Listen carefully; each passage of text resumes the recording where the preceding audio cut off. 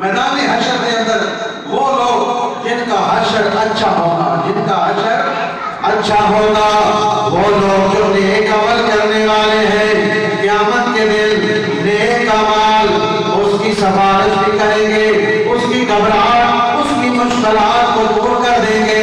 जब इंसान क़यामत के दिन उठाया जाएगा, देखेगा कि क़यामत का मंजर भी उसके सामने है और उसके साथ जहन्नम भी उसे दिखाई जाएगी। वो घबराएगा, उसके नेक अमाल कहेंगे घबराना नहीं, तो दुनिया में नेक अमाल हमें अपनाया, हमारी सूरत जो है नेक अमाल की, ये तो हम तेरे नेक अमल है। यानी वो ऐसी खूबसूरत शक्ल में नेक अमाल आएंगे कि वो खुश हो जाएगा और उनसे खुशबू भी आ रही होगी और खूबसूरत शक्ल में उसके नेक अमाल उसके सामने आएंगे और उसे कहेंगे कि हमें पहचानता है, मुझे पहचानता है, नेक अमल कहेंगे। वो कहेगा कि नहीं तो जानता, लेकिन तुम खूबसूरत बड़े हो, तुम्हारे तुझसे हमें जो है वो खुशबू आ रही है। तो वो कहेंगे कि हम तेरे नेक अमाल हैं जो दुनिया में तूने जो किए थे, हम वो हैं।